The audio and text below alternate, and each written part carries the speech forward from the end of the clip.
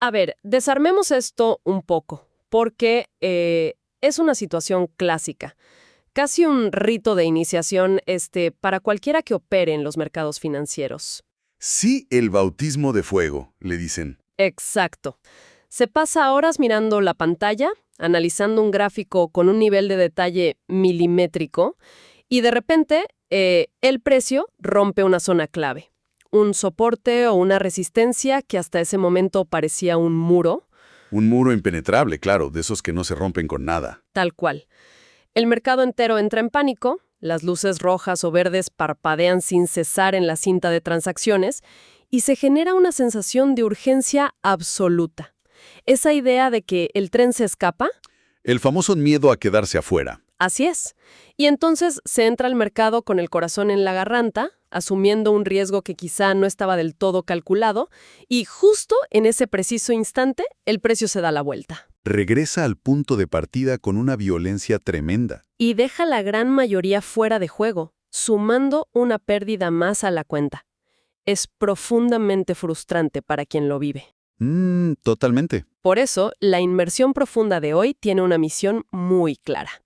Queremos entender cómo los grandes del mercado, las instituciones financieras, manipulan los precios. Y lo más importante, cómo se puede evitar caer en estas trampas tan bien diseñadas. Que no son pocas, digamos. Para nada. Y para lograrlo, nos basamos en un resumen espectacular sobre la segunda parte de la metodología Wyckoff en profundidad, fundamentado en el trabajo de Rubén Villar Mosa. Si conectamos esto con el panorama general, lo primero que hay que desmitificar para quienes nos escuchan es la idea de que el mercado es un entorno de caos aleatorio. O que se mueve por simple inercia. Claro, o por el azar de las noticias del día. El mercado es, o sea, en su esencia más pura, un ecosistema donde los peces gordos, las grandes instituciones con capitales masivos, necesitan cazar liquidez. Necesitan combustible. Exactamente. El problema operativo de una gran institución es que tiene tanto dinero para invertir que no puede simplemente hacer clic en comprar o vender sin alterar el precio de forma drástica en su contra. Necesitan que haya una contrapartida masiva en el nivel exacto donde quieren operar. Y comprender esta dinámica, interiorizar el porqué detrás de esos movimientos repentinos, cambia por completo la perspectiva de cualquier estudiante de trading. Se deja de ver el movimiento del precio como un electrocardiograma impredecible Y se empieza a leer como un mapa muy claro de intenciones institucionales. Fíjate que toda esa frustración que se siente al quedar atrapado en una ruptura falsa no es un accidente. Es literalmente el modelo de negocio de quienes mueven el mercado. Esa noción de cazar liquidez cambia las reglas del juego por completo. Y dentro de este mapa de intenciones que menciona la metodología, hay un hito que sobresale por encima del resto, catalogado como el evento número 5, El famoso evento 5. comúnmente conocido como la sacudida o the shakeout en inglés. Es fascinante porque parece la trampa definitiva. Básicamente es ese movimiento falso que mencionábamos al principio. El precio rompe de forma agresiva una zona muy vigilada, haciéndole creer a todos los participantes que se viene un gran movimiento direccional. Pero es una ilusión cuidadosamente fabricada. Al explorar esta mecánica en el material, se identifican dos tipos específicos de sacudida. Por un lado, está el llamado spring, que ocurre cuando la sacudida rompe un soporte clave en la parte baja de una estructura. Y por otro lado, está el upthrust, que es exactamente la misma maniobra táctica, pero ocurriendo en la parte alta. Rompiendo una resistencia fundamental, claro. Y lo que resulta verdaderamente revelador de este evento número 5 es la profunda psicología que lo sostiene. Una sacudida no es un simple capricho de un algoritmo. No es azar. Para nada. Es una limpieza total y absoluta de la estructura del mercado. Cuando ocurre un spring o un upthrust, las instituciones están atacando dos de las emociones humanas más primarias, el pánico y la avaricia. Que son las que dominan el mercado al final del día. Así es. Si analizamos quiénes son expulsados del mercado en ese preciso microsegundo, vemos dos grupos muy claros.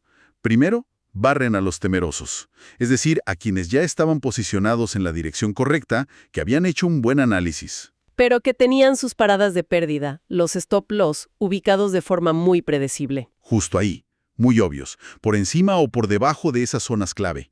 El precio va a esos niveles como un misil teledirigido, liquida esas posiciones y el pánico lo saca del juego. Y el segundo grupo debe ser el que entra por pura euforia. Quienes ven que la línea se rompe y sienten que acaban de encontrar la oportunidad del año. Atrapan a los avariciosos, tal cual. Aquellos que ven la ruptura de la zona asumen de inmediato que es un movimiento real y entran apurados persiguiendo el precio. Están convencidos de que están capturando el inicio de una gran tendencia macroeconómica. Lo brillante de esta maniobra, desde la perspectiva de las instituciones, es que necesitan a ambos grupos operando al mismo tiempo. Totalmente. Las ventas por pánico de los que saltan del barco, combinadas con las compras eufóricas de los que intentan subirse, crean ese océano de liquidez perfecto para que la institución tome la posición contraria sin mover su precio promedio. Ese nivel de manipulación es casi maquiavélico. Pero eso plantea una duda muy válida para cualquiera que esté frente a las pantallas. ¿Cómo se da cuenta uno de que acaba de presenciar una sacudida institucional y no una ruptura legítima? Porque en el momento exacto, ambas se ven idénticas. Exacto. La vela cruza la línea y se ve igual. Pero el detalle clave, la pista que dejan los grandes operadores y que desenmascara la trampa, es la reacción posterior del precio. La confirmación de que todo fue pura manipulación se da cuando el activo recupera rápidamente la zona anterior. No se queda del otro lado. No, para nada. El precio no se queda consolidando pacíficamente.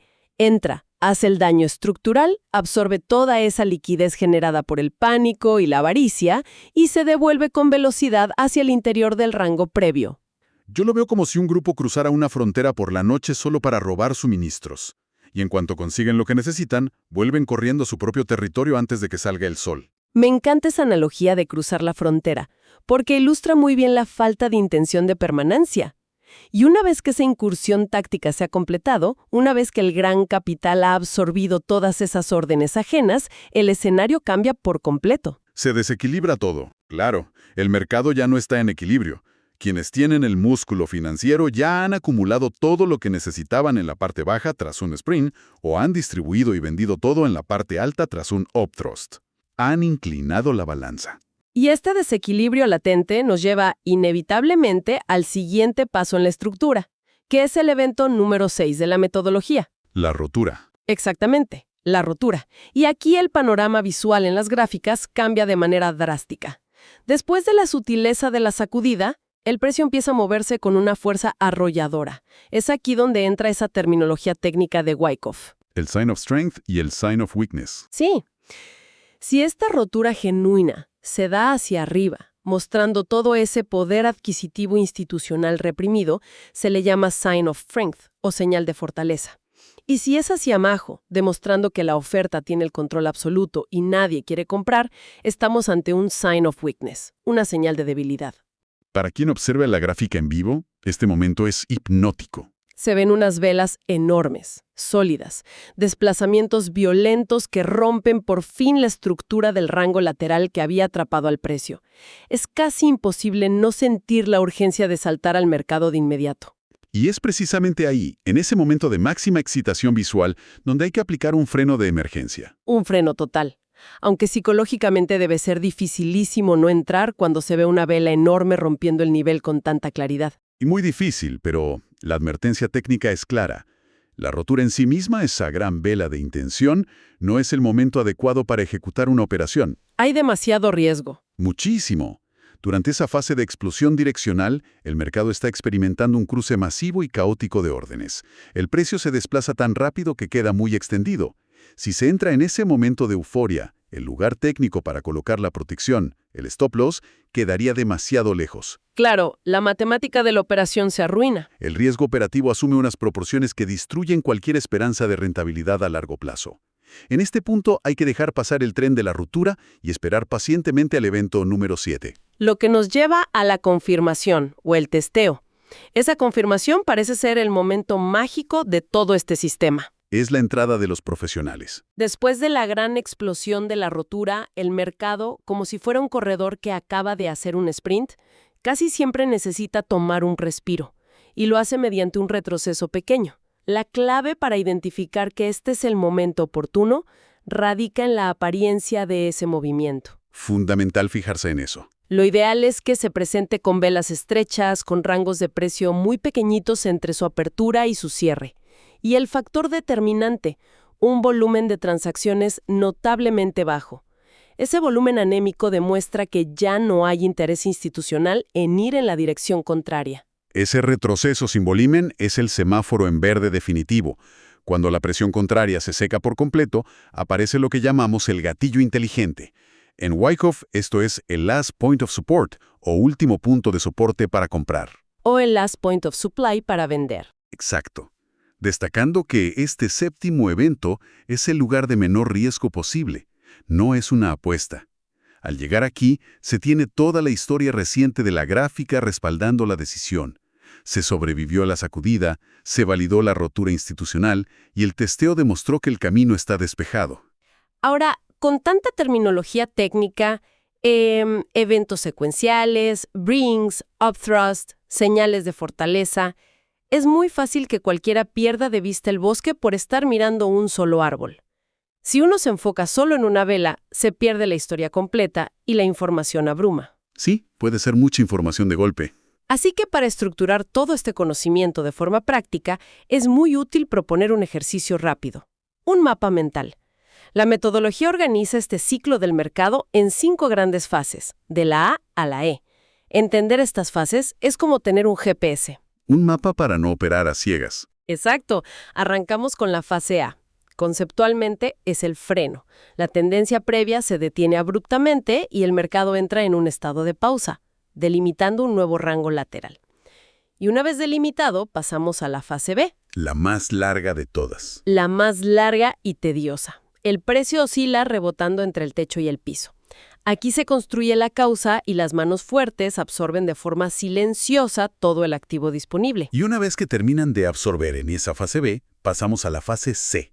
Y aquí es donde todo conecta, porque la fase C es exactamente el territorio del testeo profundo, donde ocurre la gran sacudida institucional de la que hablamos antes. El evento 5. Ese mismo. El mercado cruza las fronteras con un spring o un upthrust para verificar si queda alguien dispuesto a ir en contra. Es la prueba de fuego. Y cuando se supera esa prueba de fuego, entramos a la fase D.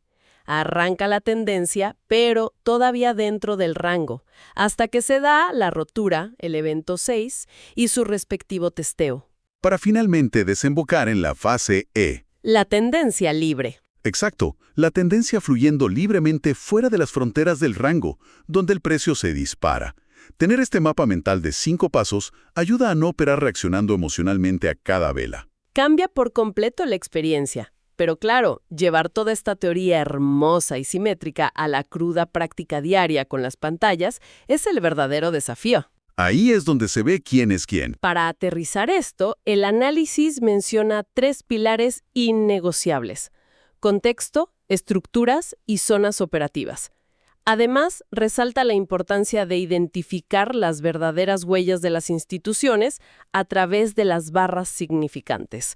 No son velas normales, son velas grandotas que cierran cerca de sus extremos, con un volumen muy alto. Pero cuidado, porque para que esas huellas tengan valor, deben analizarse bajo el primer pilar, el contexto.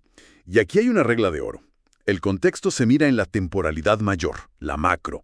Esto es vital. Si en macro, digamos, en velas diarias, hay una gran estructura de acumulación, está terminantemente prohibido buscar ventas en temporalidades pequeñas. Operar en contra de la inercia macro es como intentar detener un tren con las manos. Te arrolla. Te arrolla la fuerza institucional.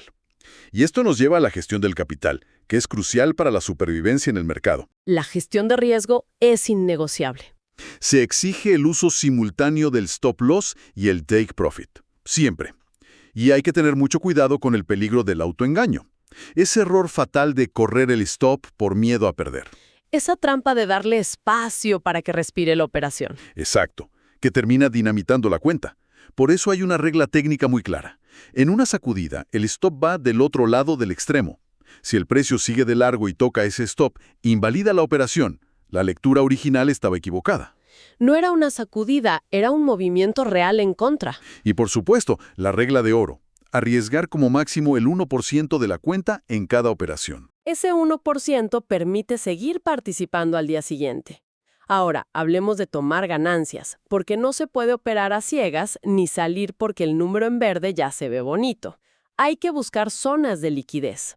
El material menciona herramientas como el Volume Profile, prestando especial atención al BPOC, el punto de mayor volumen, y al VWAP. Que son fundamentales. Para visualizar el BPOC hay que imaginar un histograma, pero horizontal, acostado sobre el eje del precio, mostrando dónde se han ejecutado más contratos históricamente. Esa analogía visual es perfecta. Y esos niveles actúan como auténticos imanes dentro del gráfico. Las instituciones basan sus algoritmos orbitando en torno a estos niveles. Representan piscinas de liquidez.